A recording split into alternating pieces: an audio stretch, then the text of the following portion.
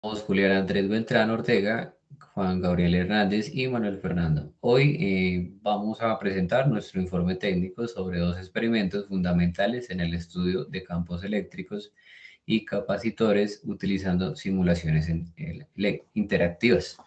En el primer experimento implementaremos la ley de Coulomb en un campo eléctrico con una carga de 5 Nc. En el segundo campo o en el segundo experimento analizaremos la relación entre la constante dieléctrica de diversos materiales y energía almacenada en el capacitor.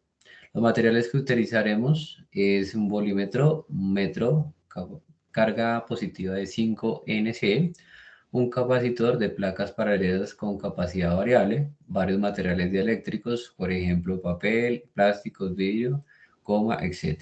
Fuente también de alimentación eléctrica, multímetro para medir la carga y el voltaje, cables de conexión. Para nuestro primer experimento vamos a utilizar el simulador de PET, en donde vamos a agregar en nuestro espacio una carga eléctrica con un valor de 5 nanocolumbos, la cual irradiará energía potencial según los nanocolumbos.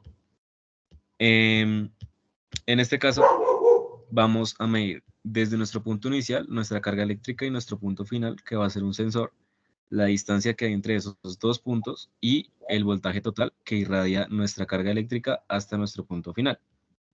En este caso tomamos una tabla de datos respecto a la distancia y el voltaje, en donde a mayor distancia el voltaje va a ir reduciendo, dándonos una tendencia de nuestra gráfica de forma descendente.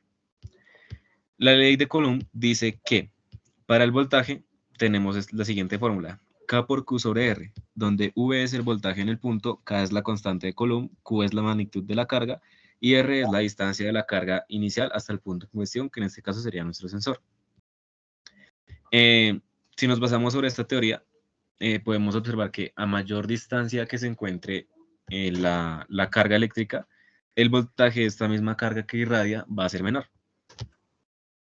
Utilizando la ley de Coulomb, vamos a reemplazar los valores sobre los tiempos, sobre las distancias dadas, y vamos a obtener esta otra tabla de datos con igualmente una gráfica, la cual más o menos concuerda con nuestro experimento.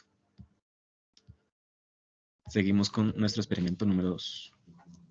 En el experimento número 2 nos centramos en investigar la relación entre la constante eléctrica de varios materiales y la energía almacenada en un capacitor. Para ello se utiliza un capacitor de placas paralelas con capacidad variable y se seleccionan varios materiales dieléctricos comunes. El procedimiento implica configurar el capacitor, conectarlo a una fuente de alimentación y un multímetro, y luego medir la capacidad inicial, el voltaje y la carga para cada material dieléctrico.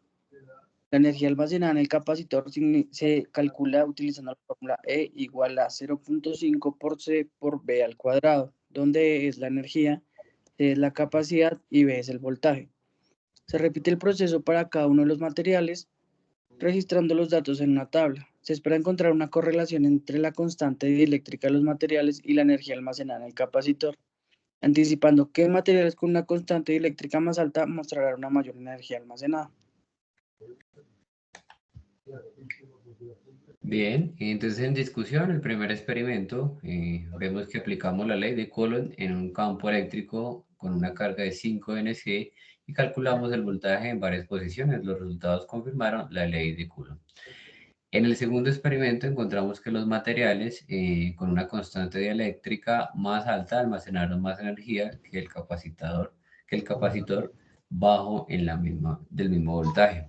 En conclusión, los experimentos demostraron que la constante dieléctrica es fundamental para determinar la cantidad de energía que un capacitor puede almacenar. Esta comprensión es esencial para el diseño y selección de materiales en aplicaciones eléctricas y electrónicas, contribuyendo al desarrollo de dispositivos más eficientes y avanzados tecnológicamente. Además de eso, ambos experimentos demostraron la utilidad de simulaciones interactivas en la educación y en la investigación de los principios eléctricos fundamentales. Agradecemos su atención y esperamos que esta presentación haya sido de su agrado.